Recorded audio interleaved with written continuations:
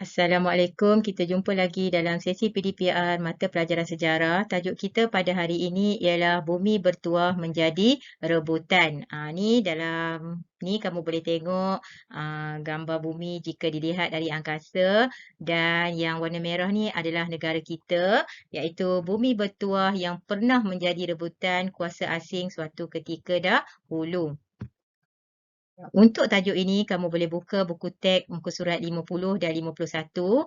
Kita akan lihat tajuknya Bumi Bertuah Menjadi Rebutan. Mengapa bumi ataupun negara kita ni menjadi rebutan kuasa asing? Kita akan lihat faktor kedatangan kuasa asing ke negara kita. Ada 5 faktor kedatangan kuasa asing ke negara kita.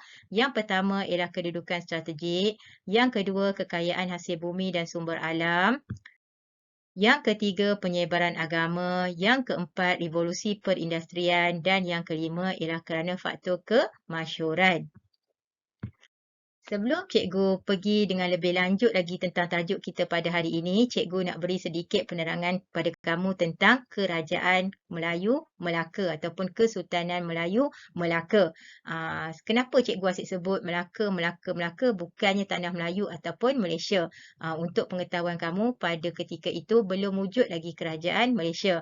Yang wujud hanyalah Kesultanan Melayu Melaka.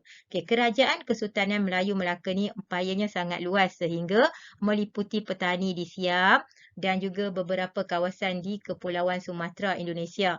Kalau kamu tengok yang berwarna merah jambu ni ialah jajahan Takluk Melaka. Hebatnya Kesultanan Melayu Melaka suatu masa dahulu sehingga ia menjadi rebutan kepada kuasa asing. Sekarang kita akan lihat faktor kedatangan kuasa asing yang pertama, iaitu kedudukan strategik. Dikatakan bahawa Melaka mempunyai kedudukan strategik. Kedudukan strategik ni maksud dia ialah kedudukan yang sangat elok, sangat cantik, sangat sesuai. Bagaimana tu? Okey. Kedudukan Melaka terletak di laluan jalan perdagangan timur dan barat. Melaka muncul sebagai pelabuhan persinggahan yang penting. Portugis dan Belanda berminat menguasai Melaka untuk mengawal perdagangan rempah di Kepulauan Melayu. Kalau kamu tengok dalam peta ni, dalam peta ni, anak panah menunjukkan pedagang datang dari India, pedagang datang dari China dan Jepun, dan pedagang juga datang dari Kepulauan Melayu. Melayu menjadi tumpuan beramai pedagang suatu masa dahulu. Yang ni peta yang lebih jelas tentang kedudukan Melaka. Peta menunjukkan hubungan perdagangan antara bangsa Melaka pada abad ke-15. Tadi cikgu dah cakap pedagang datang dari India. Di sini India datang ingin meneruskan menjalankan perniagaan di China. Mereka akan melalui jalan ini, Selat Melaka, singgah di Melaka, berdagang di Melaka sebelum meneruskan perjalanan ke China. Begitu juga dengan pedagang dari China, mereka ingin ke India berdagang, mereka akan melalui jalan yang sama, singgah di Melaka, melalui Selat Melaka, seterusnya ke India.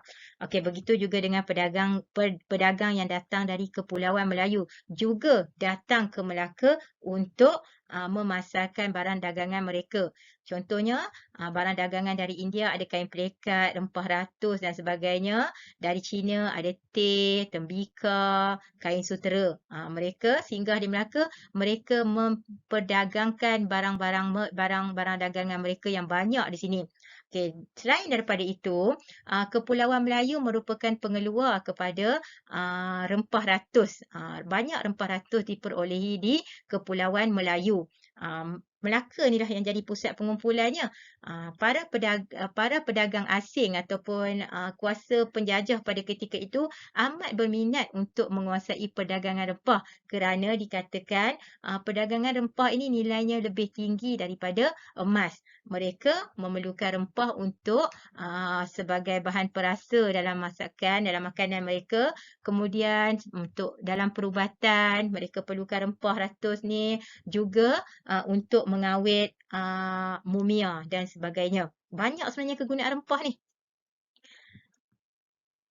Okay. Ini adalah contoh rempah ratus yang cikgu tunjuk sedikit pada kamu. Ada banyak sebenarnya rempah ratus ni, sebahagian saja adalah di hitam, bunga cengkeh, kulit kayu manis, buah pelaga, buah pala, cili dan sebagainya, yang menarik minat kuasa asing untuk menjajah negara kita.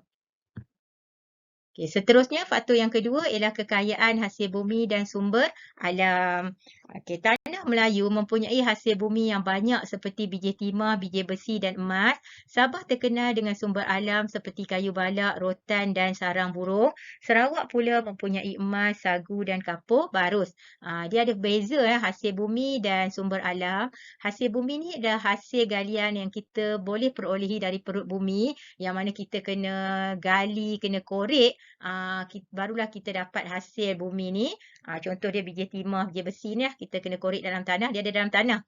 Yang sumber alam ni pula yang kita boleh perolehi di permukaan bumi saja, di atas tanah saja. Yang ni lah kayu balak untuk industri pembuatan perabot, begitu juga dengan rotan, sarang burung ni diperlukan untuk sebagai makanan untuk meningkatkan tahap kesihatan.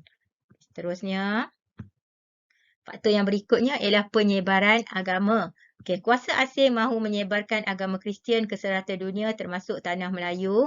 Raja Portugal menggalakkan pelayaran untuk mengembangkan agama Kristian. Dari dulu dah telah membuktikan bahawa orang barat ni mereka ingin menyebarkan agama Kristian. Mereka sangat bencikan agama Islam. Mereka sanggup menjajah negara-negara lain untuk menyebarkan agama Kristian. Ini adalah antara buktinya, iaitu gereja Saint Paul yang dibina pada tahun 1521 oleh Portugis di Melaka. Ada banyak sebenarnya gereja yang dibina di Malaysia ni yang bertujuan untuk menyebarkan agama Kristian kepada penduduk di tanah Melayu. Di tempat kamu sendiri, di Curug Tok Kun, ada gereja Saint Anne yang dibina oleh pihak British. Okay, seterusnya, faktor yang berikutnya ialah revolusi perindustrian. Apa maksud revolusi? Revolusi ialah perkembangan secara mendadak, secara cepat dalam bidang perindustrian, dalam bidang kilang. Berlaku revolusi perindustrian di Eropah pada ketika itu. Pada abad ke-18, revolusi perindustrian berkembang di Eropah. Sektor perkilangan seperti pembuatan besi dan keluli, pembuatan kereta serta mengetin makanan giat dijalankan. Kuasa asing memerlukan tanah jajahan untuk mendapatkan bahan mentah dan memasarkan barangan mereka. Okay, bila revolusi perindustrian ni berlaku perkembangan yang mendadak dalam bidang industri ataupun kilang ni, mereka perlukan bahan mentah. Okay, mereka pembuatan besi dan keluli, mereka perlukan bahan mentah besi yang boleh diperolehi dari tanah jajahan. Pembuatan kereta memerlukan besi juga, serta mengetin makanan. Mengetin makanan ni mereka perlukan biji timah untuk menyadur tin makanan agar tidak karat. Okey, di mana mereka nak dapatkan bahan mentah ni? Sebab itulah mereka perlu menjajah negara lain untuk mendapatkan bahan mentah. Selain daripada itu, bila mereka berlaku revolusi perindustrian ni, barangan yang dikeluarkan oleh kilang banyak. Banyak produk-produk barangan yang dikeluarkan. Di mana mereka nak pasarkannya? Siapa yang nak beli barang-barang tersebut? Oleh itu, mereka perlu mencari tanah jajahan agar mereka dapat menjual barang-barang yang telah dikeluarkan oleh industri ini tadi. Ini adalah contoh revolusi perindustrian yang berlaku di Eropah pada ketika itu. Kamu tengok dah wujud kilang-kilang, pelbagai jenis mesin. Ini gambaran, sedikit gambaran. Seterusnya, untuk kemasyhuran. Faktor yang berikutnya, negara kita dijajah ialah untuk kemasyhuran. Kuasa asing mahu menempa kemasyhuran untuk diri sendiri dan negara. Kuasa British muncul sebagai penjajah terbesar. James Brooke menguasai Sarawak setelah melihat kejayaan British di Pulau Pinang dan Singapura. Pada ketika itu, kuasa-kuasa besar yang wujud seperti kuasa Portugis, Belanda, British, Jepun, mereka berlumba-lumba untuk mendapatkan tanah jajahan. Dan dikatakan kuasa yang mempunyai tanah jajahan paling banyak merupakan kuasa yang hebat, yang mulia, yang akan dipandang hebat oleh dunia pada ketika itu. Sebab itulah mereka sanggup berperang untuk menjadi kuasa yang hebat. Dan kuasa yang paling hebat pada ketika itu adalah kuasa British yang muncul sebagai penjajah terbesar. Tanah jajahan British sangat banyak. Apa yang kerajaan British buat sehingga mereka boleh menjadi kuasa yang hebat? Yang ni kamu tengok, mereka berperang, mereka pegang bendera, sebagai itu adalah lambang kemegahan mereka. Dan mereka turut ada moto untuk tentera mereka ataupun rakyat mereka, iaitu Your King and Country Need You. Raja dan kerajaan negara memerlukan kamu, to maintain the honor and glory of the British Empire, untuk mempertahankan kedaulatan, kemakmuran, kejayaan, kemasyhuran Empire British. Cikgu harap kamu faham dengan penerangan cikgu tentang faktor kedatangan kuasa asing ke negara kita. Sebagai rakyat Malaysia, kita mestilah menjaga kedaulatan negara kita. Jangan sekali-kali negara kita dijajah oleh bangsa asing lagi. Kita gunakan sumber-sumber alam di negara kita dengan sebaiknya, sentiasa bersyukur dengan nikmat yang dikurniakan oleh Allah Subhanahu Wa Taala. Sekian, terima kasih.